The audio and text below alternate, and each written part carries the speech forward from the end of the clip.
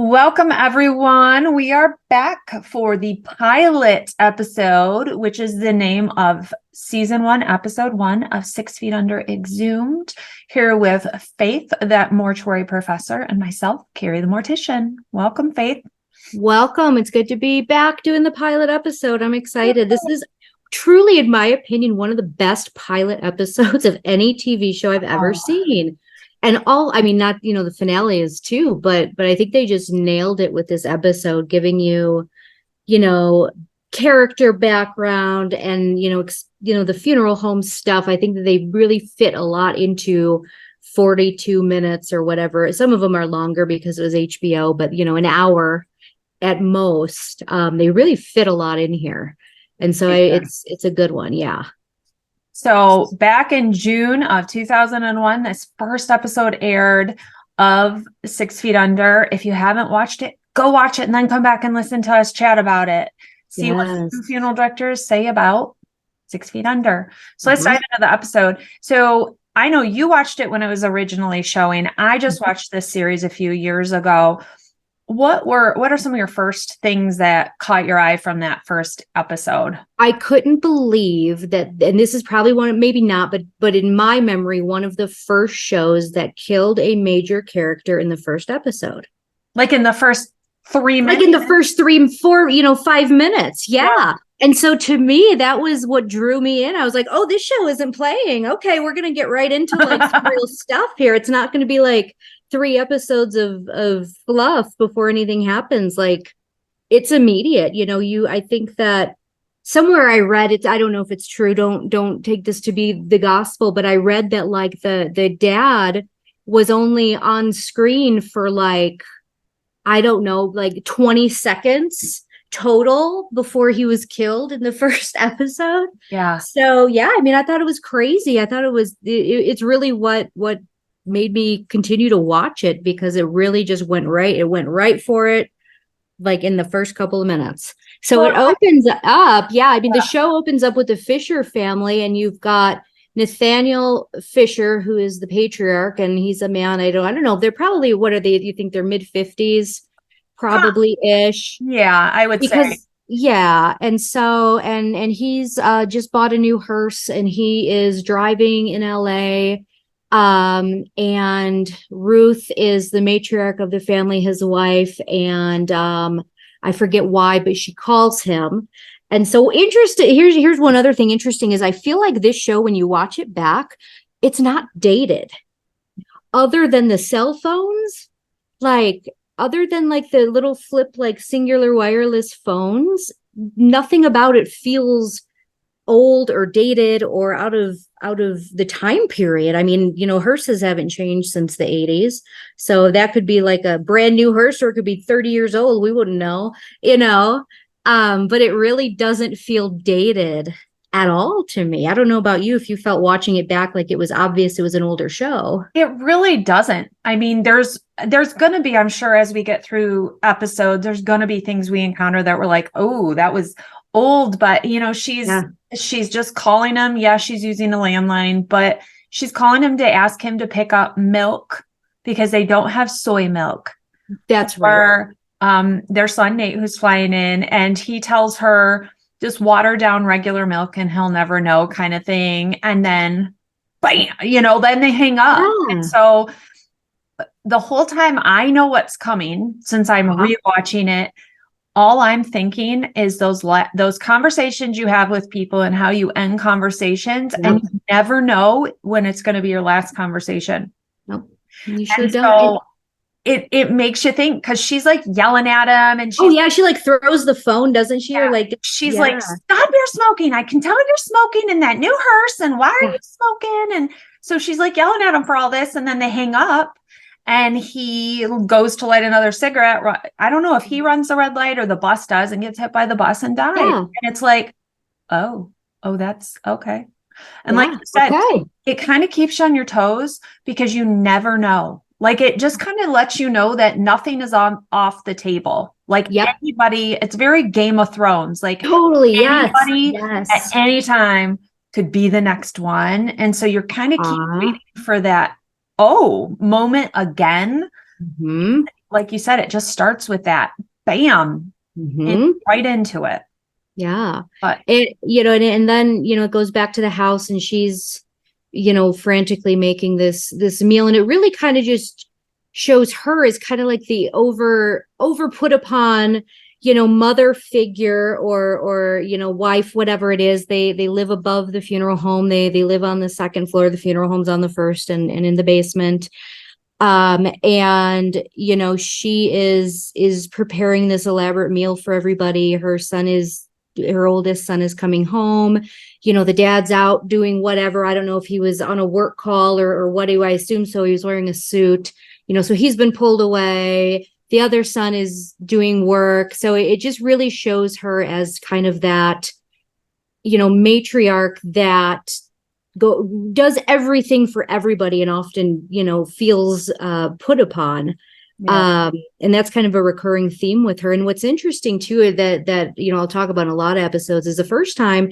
So I said on the intro, Claire, who's the youngest daughter, the youngest child, and I are the same age. So when I watched this show, I was, a first year of college, you know what I mean? I identified with her, and I found Ruth to be just overbearing and irritating and all that. Watching it back a couple years ago now as a mother, I am like, that Claire is a brat. Like, whole new perspective. Whole new perspective. I saw Ruth Fisher as a completely different person the second time than the first time, which I think is a hallmark of a really good show, that these characters are so well written and so true to life that you can relate to all of them in some way, depending on maybe where you are in your life. When she was such a woman that I think played a part. I think it reminded me kind of like a pastor's wife, or, these kind of, they're like this person serving in a very big role, like a funeral director, and then their counterpart, partner, spouse, whoever they may be.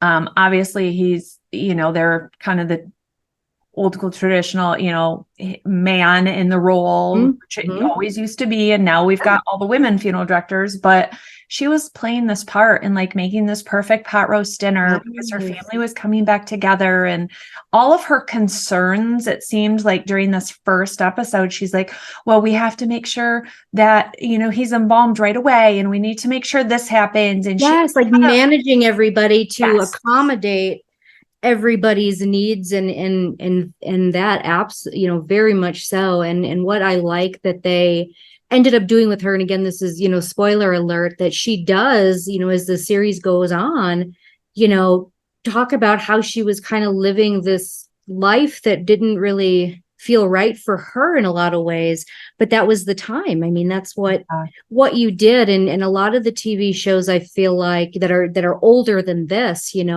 you see these women playing these very traditional roles, and there's no real mention or really diving into the fact that maybe that's not what they even want to do.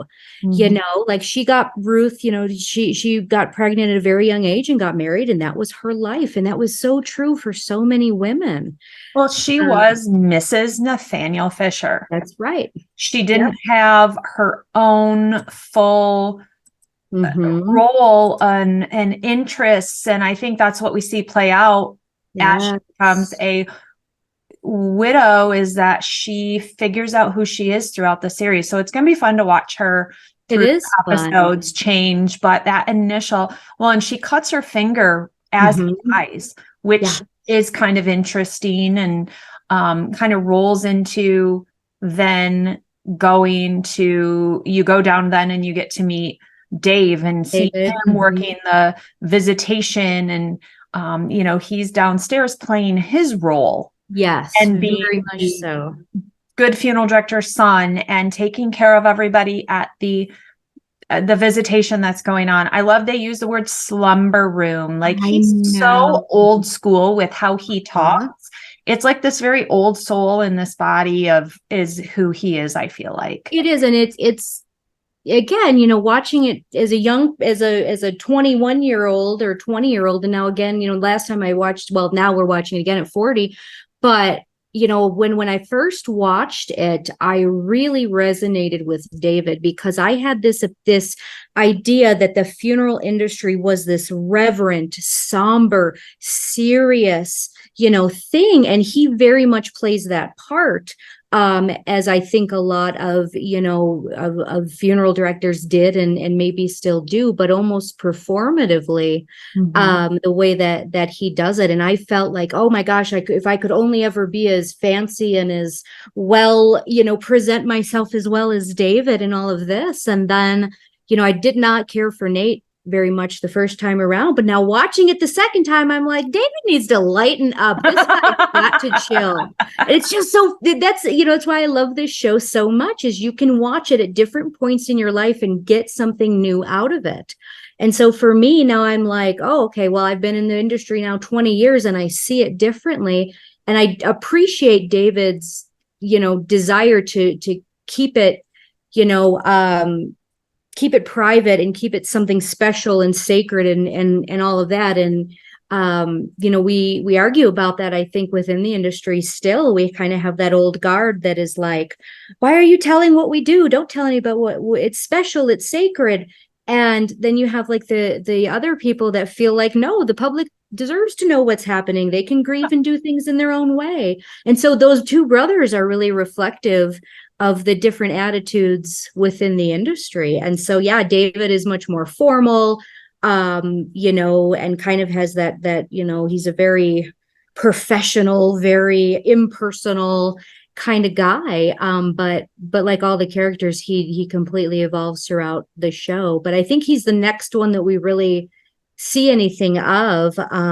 And I just remember thinking, oh, this is like the perfect funeral director. He's well dressed, he's clean cut, he's very well spoken, he's very formal, and thinking that's what every funeral director should be. When he gets called upstairs, or he runs upstairs because Ruth freaks out and everything goes flying in the kitchen, which is above the visitation. And he goes up and finds out because she gets the call she gets the call from the coroner's office that he's died. And first of all, that happens really fast. I mean, this is obviously TV show timeline here, that he's already at the morgue ready for pickup. Like that would be hours later. That would be, yes. Absolutely. They would wonder where he was all evening. Right. They would be like, what's going on? But and he goes back downstairs and goes right back into funeral director mode. And what I love is he uses funeral director voice. Mm-hmm. And I make fun of this guy at work in a good way. Him and I always are joking, but he every time he goes to call a family, he has a whole different voice he uses. Say that's your funeral director voice. Yeah, where he's somber and his tone lowers and he goes into the soft, and then when he gets off, he's back into his talk kind of thing. And David does that a lot, and so he plays the part like, well, I have to go get dad, and I'm gonna do this, and I'm gonna do this. But then during that visitation, that girl comes up and is like trying to hit on him almost, and he screams in her face. The one time it's like almost he's thinking it and then he actually does it. And I'm like, gosh, there have been times I've been having to play the part and there's so much going on, like, going through a divorce, or you've lost someone yourself, or there is just, we have lives outside that affect us. And you're working with a demanding family, or you just want to scream in the middle of a moment. And I'm like, oh my gosh, I feel that. Yeah. I feel you, Dave. Absolutely. Yeah. And when she tells him that he died, the look on his face, to me, obviously it's, oh my God, my dad died. But I feel like he goes back downstairs and is almost kind of realizing, somebody has to run this business. It's all like, on him now. Yeah, like it's all like him now, because him and his dad have been doing this funeral home for a very long time, and it's it's obviously realizing that his dad is dead in the morgue. He's got to go back downstairs. And there's one thing about funeral service, Kari, that's so true. The funeral, right, the show must go on. Like, you can't go down and be like, everybody out, I've got personal things happening. You know what I mean? You have to, if you're sick, if you're child is sick, if you have something happening in your personal life, you have to do everything you can to put that aside. You can't call up the Jones family and be like, I have a family emergency, so we're just going to have to cancel the funeral today. Like, that stuff has to I'm having a put bad away. day. I think we need to Yes. pause on your loss because Uh-huh. like we don't And get this, that. no, and I'll tell a brief story about that. That's kind of an extreme case. And one of the funeral homes I worked at when I was new, I was still in training there, learning their systems and all of that. And I remember the director that was training me, who is wonderful, truly one of the best funeral directors I've ever met, was actively going through a miscarriage. Oh, And there we were at church, rolling the casket down the aisle at mass, and she's literally, quite literally, actively miscarrying and knows it. And it's just, that's something about our industry that I think the public doesn't think about, and we don't want them to. We don't want them right. to feel that, but it is something that we just have to put our own things aside, sometimes very serious things, because we're not going to reschedule the funeral, and there's not unlimited funeral directors. It's us. Somebody has to do that. So Step up. One part I loved because I don't think people realize how much there are humorous moments when we're working with families, that it is not all stoic, and it's not us saying things, but it's family members, and they drop these little nuggets and you're like, what? And at that visitation that Dave goes back down to, he goes up to the casket, and the widower is standing there looking at his wife and is like, oh, she's lovely. And he goes, hopefully she's shoveling shit in hell right now, or something like that. And his face was like, oh. And we had that the other day at a funeral. We're at the graveside, and the widower is saying kind of a final blessing, and asks everybody to stand up while he gives, I guess, a little benediction. And he turns to the casket and says, hey, that means you too. And was talking to his wife who was getting married. And I told my kids that story, and they were like, why is that funny? And I said, well, she's laying down because she's dead. And they go, oh my gosh, Mom, he really said that. And I was like, yeah, he did. They thought it was funny, but we're a bit appalled, but funny. Oh, yeah. There are those little nuggets. It doesn't have to be this always stoic. And just because people are married for 50 years doesn't mean it was a wonderful marriage. And I think some of that comes out to us on the backside, that comments are made, and I've had that happen where you see a cute little couple in town for years, and then one of them dies, and you work with them, and they're like, oh my gosh, the last 20 years have been miserable, but we couldn't get divorced because you don't do that in our generation. And they were miserable. And it's like, yes, who'd have thunk? We hear people's private business in such a short time. Like, you sit with a family maybe an hour, and sometimes the things you hear are things that their own family doesn't know about them. And it's but people absolutely say the wildest things. And and it's again that that David character, he reacts with almost a non-reaction, but as funeral directors, we're people too, and we laugh, and we joke with families and cry with families and all of those things. And you definitely hear some things that you can't unhear. But it's also, I think, when people are in a state of grief, or whatever you want to call it, after somebody dies, they just kind of stop caring about all the stupid little things and will just say it, When we meet, so all the characters kind of going through, then we've got Claire, is I think we meet her before Nate, and we've got Claire, who is this rebelling teen. She's grown up in this stoic house, and this very straight-laced, and she's kind of going off the deep end. She's found this radical man, boy that she's hanging out with, and they're off doing drugs, and she's doing whatever. And of course, in that moment of bad decision is when everything goes to crap, and she has to then be dealing with this when she's strung out on crystal meth or something. Yeah. Which was funny to me, because It's the middle of the day.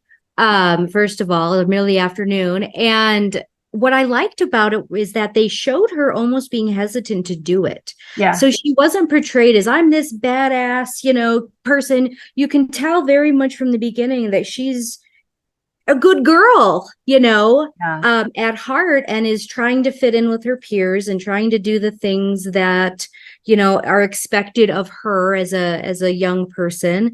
And I remember feeling that way. And again, she and I are the exact same age. So, I was, I think, senior in high school, when that show came out, and it was like, yeah, you do feel that, gosh, I don't want to be the one that says, I don't want to do this. So you do it anyway.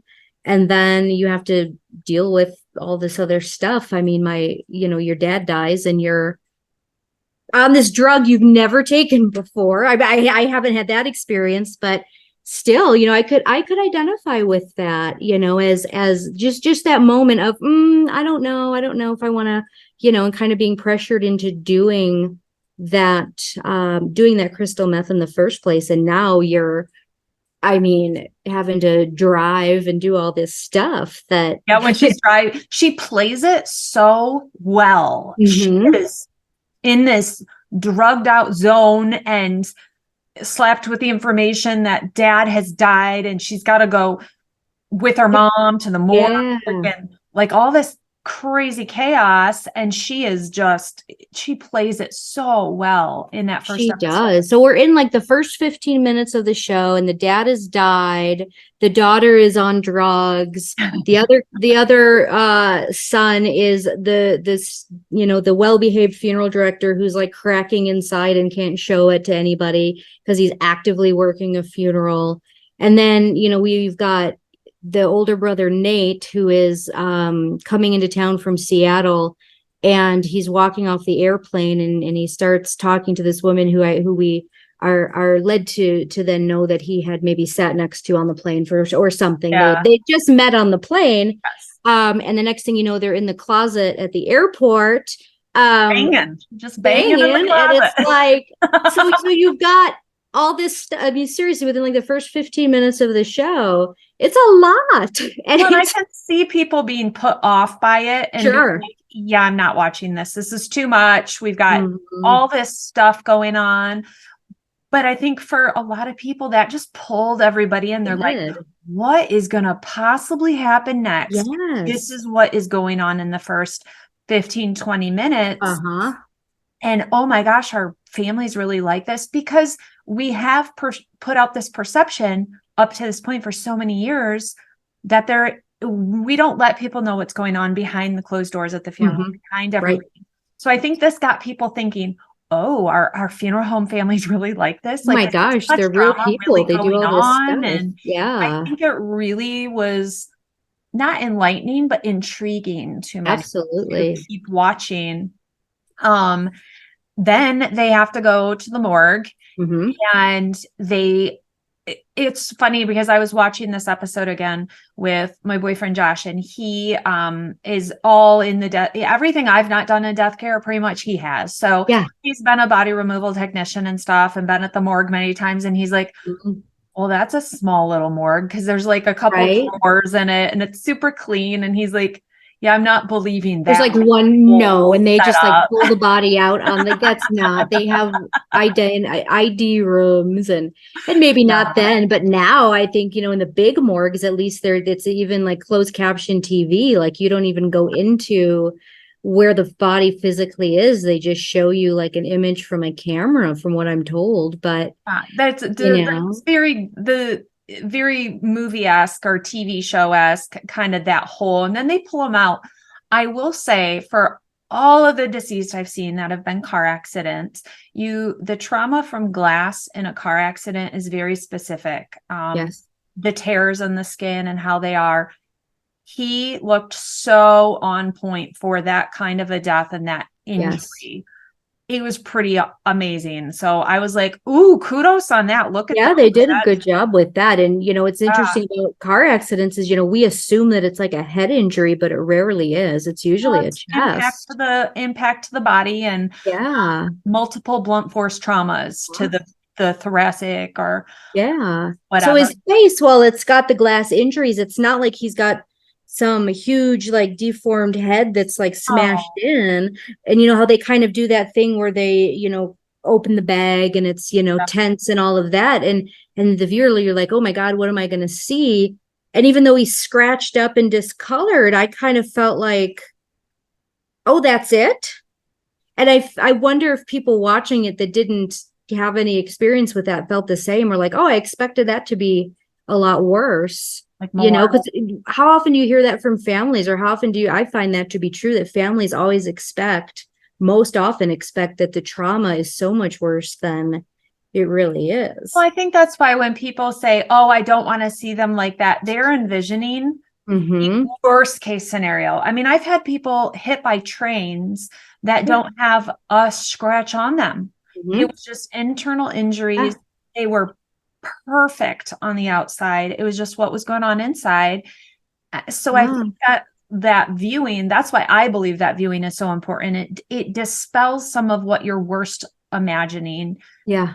To maybe better that thought in your head, because the people that say, well, I don't want to remember them like that, you're still always going to have this mental image of what you think they look like at death. So wouldn't you rather correct that with maybe a better view, if you can, if the view is better, rather than carry that other memory of what you're making it up to be? Because you're going to keep that other memory. Regardless, you're not going to delete that. So yeah, I'm a big proponent on viewing and such. And now, and then when they go back to bring him, when Dave goes to bring him back to the funeral home, and they lift him off the tray in the body bag, and it's like, there's about 50 pounds of weight in there. That was another, Josh is like, yeah, that's not. Yeah, no, that's not how it works. And he's gonna drop heavier onto the thing, because they lifted from up here. And they're not just pulling over. And at that level, you can't lift weight that level. Like it just doesn't work. It's interesting because I had a graduated student visit me last week, and they were talking about, some of the things that they see in funeral homes that surprise them. And they're like, I didn't realize how ungraceful it is when you're moving bodies, because you have this idea again that you're in there and you're doing everything so gently and all this. And it's like, hey, if you're one person and I've got to pull a 300-pound man from a cot to a table, it's not gentle, and you have to have force, and their head isn't on a, it's just, so they did kind of soften that for sure, because I think anybody that knows would know, no, they just pulled him over onto the cot, and that was it. And that's okay. I mean, that's physics and just being part of the physical world.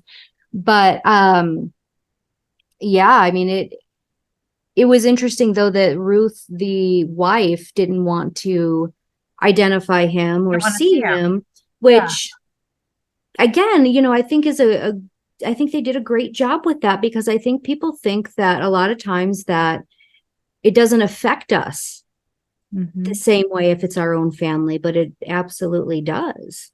Yeah. Well, and if you've seen a lot of dead bodies, it wouldn't be that big a deal to see one more. You've never seen your husband dead. It's different. It's not the same. Yeah. And I think until you're in those moments, you can't know what those feelings are going to be. You could never, because I'm betting if you asked her the day before, hey, if he dies, would you want to see him? And she would have been like, well, of course, why wouldn't I? But then in the moment, it's like, oh my gosh, that's the last thing I want. Like you can never know until that is the scenario in front of you, how you are going to act. And it could be completely different from somebody else that is in the same scenario. And so I think they did so good with it. We skipped past the opening of the show. Not an intro, but that first that we clip.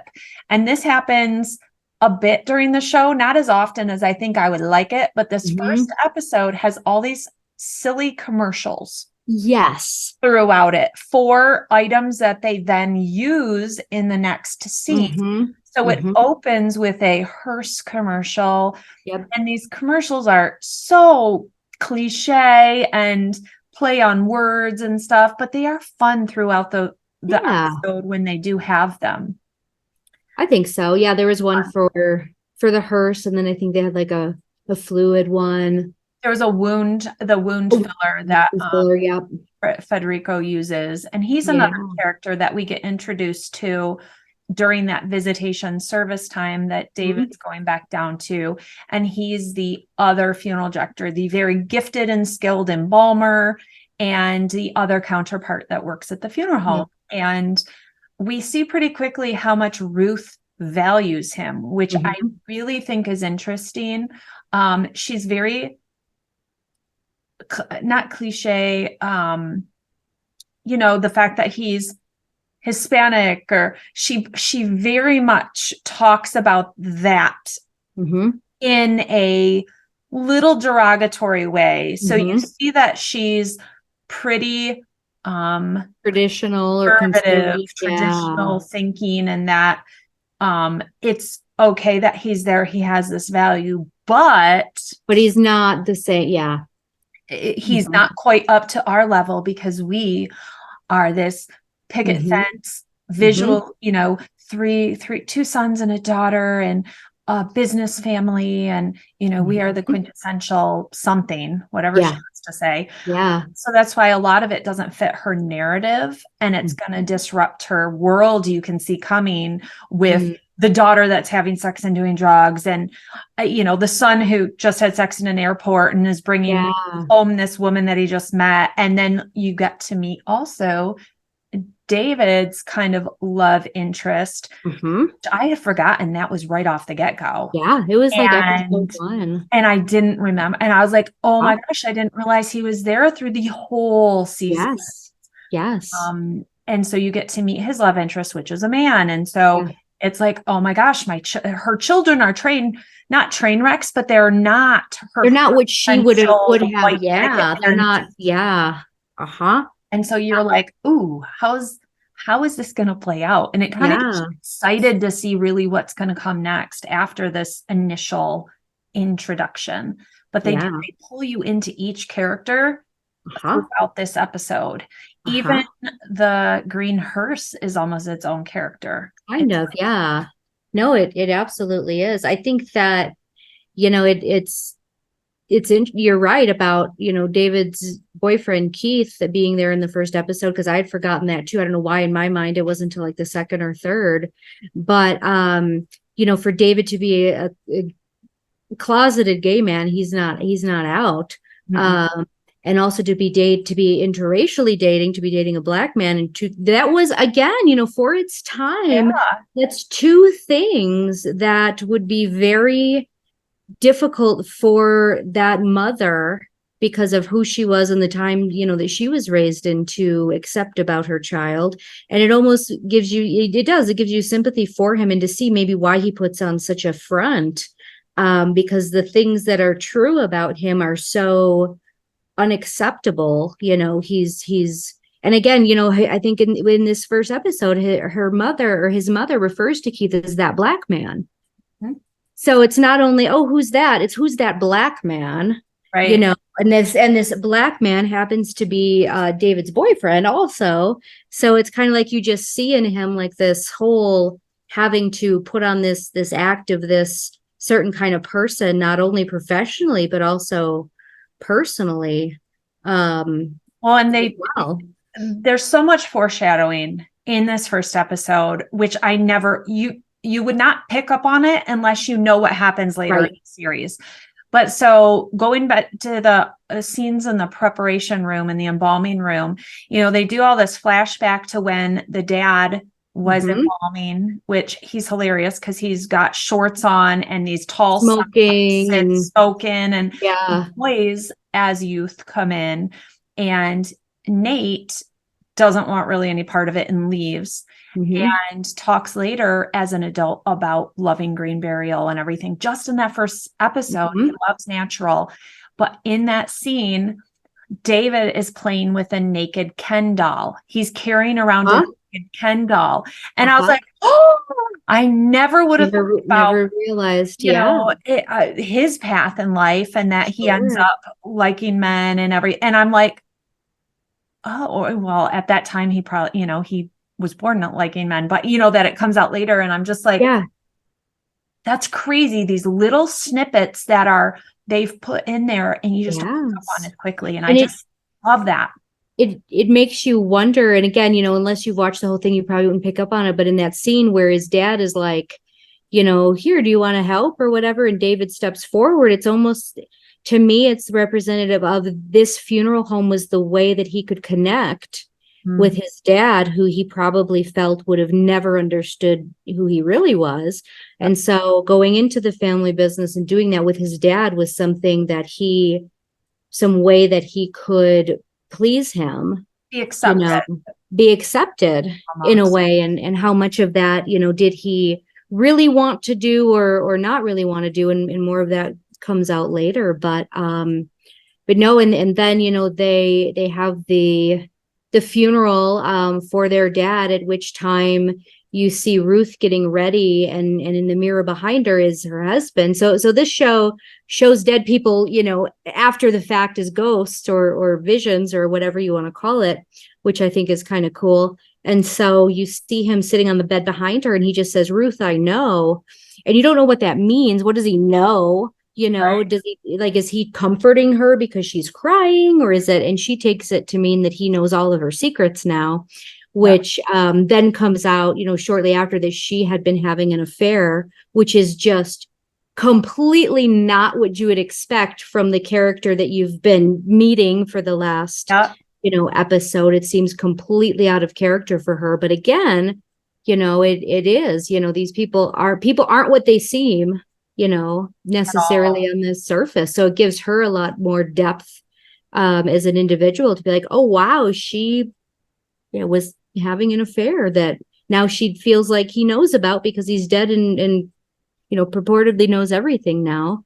And that starts coming out, and it just really reflects secrets come out in death, and a lot of dark things can come out, and affairs and money problems and all these things, children that nobody knew about that come forth. And we see it happening and playing out, and everybody involved may not even know that all happens, but we kind of do because we are watching everything. Yeah. So she really is a good representation of those secrets that do pour out. And the, she lets her hair down and kind of all of that is happening. And I don't know, it's almost like a freeing moment for her. So you see like all this about her character, like loosen and come out and embracing. But then, she goes into playing the widow role at the visitation, and then goes up to finally see him. And Federico had spent all this time getting him ready, and he looks perfect, of course. And she kind of goes through all these motions of what she needs to do there. Yeah, no, absolutely. And then, at the funeral, when she starts breaking down and David tries to like quiet her or put her, kind of calm her down. And, so they're at the graveside, and she starts crying, and I don't want to say making a spectacle, because I don't think that's true, but you can tell that David feels like she's making a spectacle, and he's embarrassed, and he wants to whisk her away to the cry room in the funeral home, or to somewhere in the cemetery, so that she doesn't make other people uncomfortable with her grief, which was interesting. Not how it's done. That's not how it's done. Yeah. So his expectation is that people are very, very stoic, and they don't, participate in that kind of behavior. And coming from a funeral director, it's kind of like, I can see that. And also it surprised me too, because you would think that he would have seen that enough to be comfortable with it, but maybe it's because it's his own mom. I don't know. But the fact that he just jumped right in to kind of try to stop her from expressing that I don't know what it meant, but it meant something. I think it goes back to, like you said, the performative. It's a performance, and he's always just trying to play this role and try and be this perfect vision of what a funeral director should be, and that every funeral should play out a specific way, as if it was a production. Uh-huh. You know, they're using a salt shaker thing to sprinkle a little earth on the grave. I'm like, I've never seen that in my life. But he's like, no, this is how it's done. And she wants to pick up dirt and throw it in and be angry. And that's the first time we see her really, aside from that initial phone call, she loses her shit, really. Yeah. She just feels and is angry and sad and all these things at once. And you feel like, I just got goosebumps. She makes you feel her pain. Like she is, oh my God, it hurts watching it just because she is putting it out there. And I kind of love that moment where you see the characters connect in different, like some of the different little moments where you see that they appreciate each other, because like Nate sees her finally letting go and being human and being a woman and not just being this mother who's trying to like puppet her family. She just becomes Ruth, and you see him appreciate that in her. I think it's similar to one of my favorite moments of the first episode is when they're at the visitation and Claire is trying to figure out, who is this cop? Yeah. Like, who are you? And she like goes up and she's like trying to talk to him and like asking around like who he is. And then she sees him over in the corner with Dave and that he consoles Dave, and she realizes like in this rush of realization, all of these things, and just this little smirk smile on her face. Like, it's almost like he becomes a real person. He does. Like they all get humanized in some of these moments, and their facade of who they're trying to be for everybody gets really broken down. It's like we see this surface, they break them down, and then we're going to start rebuilding who they are after this death. Which I think is such a, God, this show is so well written. It is. Like, it just really was. And I do kind of goes back to did they write the whole thing at once? Did they know where it was going, or did they do it kind of pieces and parts? We got to figure that out, because it would be interesting to know that about it. It would be. And, you know, I think, you know, there's just so much in this one episode, you know, the relationship between the brothers, you know, one having wanted nothing to do with the family business and moved away to another state and has this whole other life. And, you know, you see David make comments about that, and you can tell that he's resentful that, you know, his brother got out or got away or can go have his own life and isn't stuck there, you know, at the family business, you know, running the funeral home. But then you can also tell that he doesn't want to give it up either, you know, because now the dad is dead. It's Fisher and Son's funeral home, not Fisher and Son. And I think you can see even in the first episode, a little bit of fear in him that his brother is going to swoop in and take, you know, what he feels is his, even though he didn't really necessarily want it, which is really interesting to see, you know. And then, you know, they're at the cemetery arguing about how Nate, you know, left and got away and left David there to do everything. But even there, you know, just the differences in how they feel that funeral for their dad should be, or how people should act is, I think it's scary to David, because, you know, that performative aspect of being a funeral director and everybody wears a suit and everybody is very formal and very, like, it's comforting to him. And to have now his older brother is back, kind of disrupting not only the family dynamic and potentially his, you know, future as the owner of this business, that their dad is now dead, but also kind of disrupting his world and how he should even be doing his job.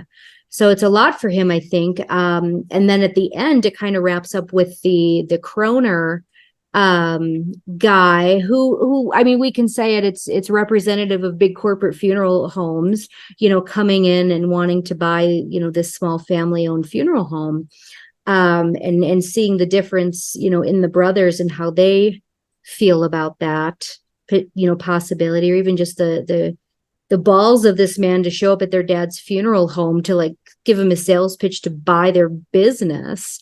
Well, they don't even show up at the funeral home. He shows up at the graveside. The cemetery. It's like, how schmarmy can we make this character be? Yeah, but doesn't it make you wonder, like, who was consulting on this show? Because the producers and the directors, they're not funeral directors. They're getting all this information from people in the industry. So somebody, they're getting this. Well, there's this corporation out there that does all these smarmy things, so they need to be portrayed as these like terrible people. Which I just thought at the first episode, I'm like, wow, this is making a statement about corporations as well, which I did not expect. And didn't know anything about the first time I watched it. So it kind of even is giving the public this narrative that corporations are bad.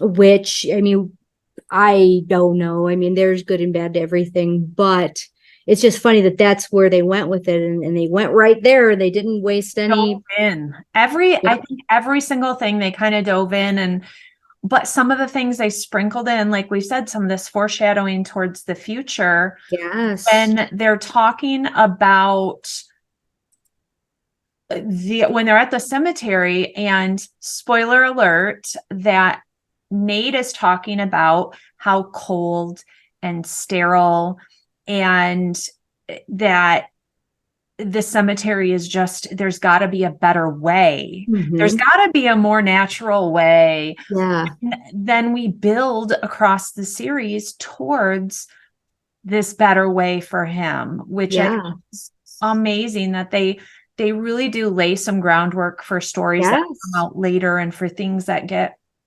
discussed later, and that there are other ways, because it is such a in a box version of a funeral home as we're seeing it from that beginning, like very traditional, very family and sons and going down, and then you have the woman that's running the kitchen and making sure everything's done, and that the husband, as he's being the funeral director, is not smoking or doing his role. And it's just this whole very stereotypical, and then you feel like each little stereotypical bubble bursts after watching. And one thing that I wanted to mention that I forgot to is I really appreciate what they did with Federico and the relationship with David, because even in the first episode, you see that there's some kind of tension between the two, and it shows.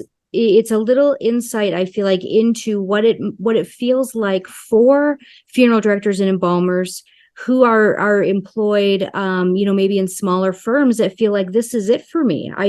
This is all I'm going to do forever, because I'm never going to own this place. I'm always just going to be the employee, even if my skill set or my abilities is actually, because there's some comments made about how Federico is a much better embalmer and restorative artist than David. And I think you can see Federico feeling that fear of, well, Mr. Fisher's dead. Now David's in charge. His assumption is David's in charge, and he's just going to push me aside because he doesn't have any respect for me. And I'm better at my job than he is, but he owns the place. And so it really just gives a little bit of insight into what it's like to be an employee sometimes, especially for people that have been in that situation. And there are many where you are a very good embalmer or restorative artist, you're very good with families, whatever it is, but you're working for somebody who maybe doesn't have the same skills as you, or doesn't care about it the way you do. And you almost feel like, well, I'm never gonna be anything but this here, because I'm never gonna own the place. I'm never gonna advance, because there is no advancement. You're either an employee or an owner, and that's it. And kind of David's uncomfortableness with the fact that his employee is better, at the job maybe than he is, and it's just this weird, tension between maybe like the son of the owner or and the employees, who do oftentimes have that attitude. Well, this guy's only here because it's his dad's business. He couldn't do this on his own. Attitude from employees, or I'm better at it than he is, but he's the owner because his dad built the funeral home.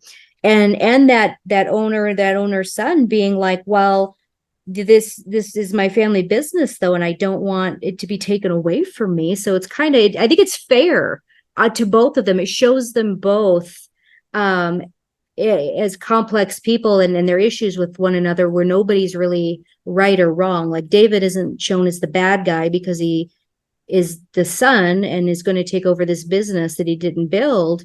But Federico isn't shown as like the ungrateful employee either. It's very equal. It's there's things there that it's like, okay, will this become a storyline? Mm-hmm. Or will this become a situation that they address later? And some of that you wonder. I think because we have seen some of that play out in funeral homes and all kind of know somebody who's gone to work somewhere and it is a family owned and there's a kid of the owner who doesn't hold up their end of the bargain, isn't very good. They're only there because it was an easy job sometimes. Mm-hmm. And then you have the person working far harder, has way more skill level, but that child is always going to outrank them, and that frustrating situation. It's not always that way, but I think we have heard those stories. Sure. Those of us in the business from somebody or another that has been in that kind of situation that gets a little frustrating. And we do see that play out over the course with Federico and how that journey goes and where it ends in the end. And that he is a fun little character to watch because he's one of my favorites, I think, honestly, because he's interesting and he goes through a lot of stuff. Yeah. And I appreciate that they had the advisors or whatever on the show, that they even recognize that, and he wasn't just the goofy employee, you know what I mean? Like he has depth, and there's relationships between him and David and even the rest of the family that aren't just ignored. He's not just some like fun little side character.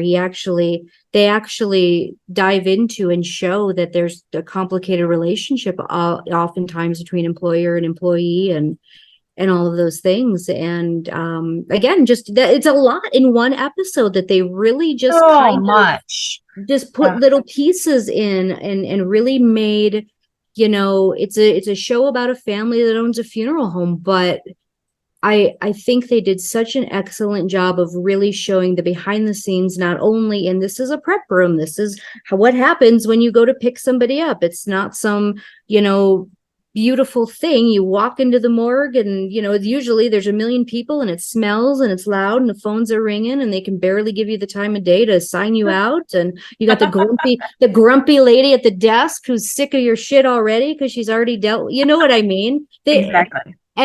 So it shows that stuff, but it really does a good job of showing the complex relationships within the family that have to do with being funeral directors, and also the things that even as funeral directors we don't know how to deal with. I don't know anything about grief other than what I know in school, but I'm not an expert. I'm not an expert on I don't know what it's like to be dead. I don't know what it's like to, you know what I mean? And it shows that through their grief process that, they do this every day, but it doesn't mean that it's easier for them in any way. Or that they have any answers that everybody else doesn't have. It's the same pain, the same path, the same loss, whether you're in the funeral business or not in the funeral business. Mm-hmm. We have no magic answers, unfortunately. And I think it's even harder for us because we go into playing the role along with going through the loss. And so we don't connect, I think, as much to it. And we distance ourselves from it by playing the role of the funeral caretaker because it's easier to do that.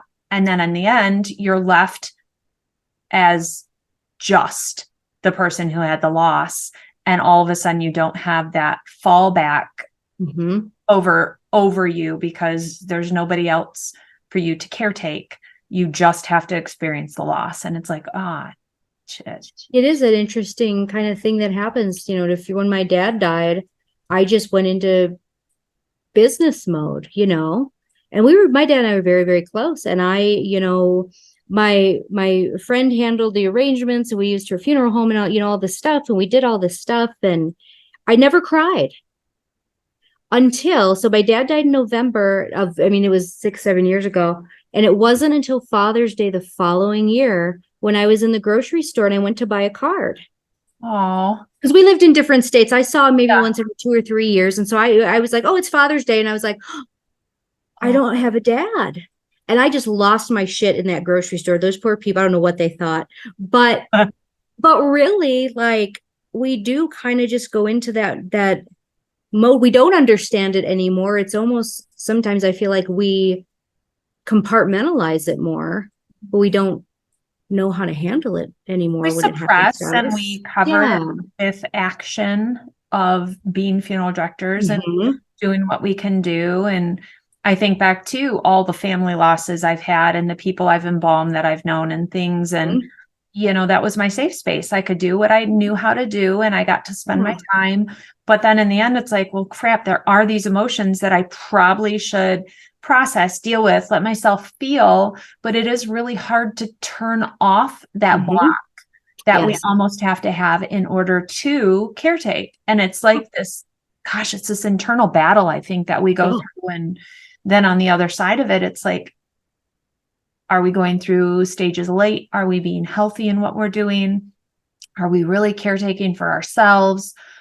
And you see some of these characters and you wonder later in the series, is some of this a fallout from, is this because of, try and figure it out and psychoanalyze a little bit. But yeah, we'll dive into it more and we get to know them so much every episode. So I can't wait to dive into episode 2 a little more. Yes. I think this first one, obviously, there's so much in a first episode, a pilot episode. And as we can see, we could probably talk about this for probably another hour or 2, which we won't. Yeah.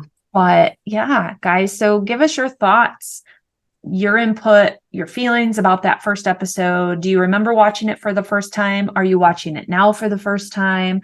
How are you feeling about it? And anything that, even especially if you're a funeral professional, you know, what resonated with you from that first episode in the embalming room scene and in the morgue and everything from your experiences. So share them with us.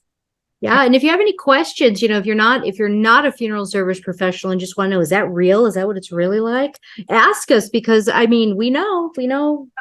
We know it. Well, I won't say we know it all, but you know, between the a lot of experience, decades that we have, we can certainly answer those questions on what's real, what isn't, or you know, how accurate it actually is. Because again, I do think this show is the most accurate I've seen out there. It's not perfect. It's not perfect, but you know, for example, I've never drained blood using a tube. I don't know about you, but it's, you know, it's a TV show. Right. They probably don't want to show that all of kind of that stuff, but they do a pretty good job handling a lot of the things that we do on a daily basis. So yeah, feel free to ask any questions about something you see in these episodes too, if you want to know if it's real or not, or if that's really what happens. Yep. So we'll put our email addresses down in the description of the video and on the podcast. And so feel free to email either of us, both of us, whatever you want to do, or drop down in the comments your questions and we will get to them. Mm-hmm. Thank you guys for watching the episode about the pilot. And next week will be The Will, episode 2. So right. See you then.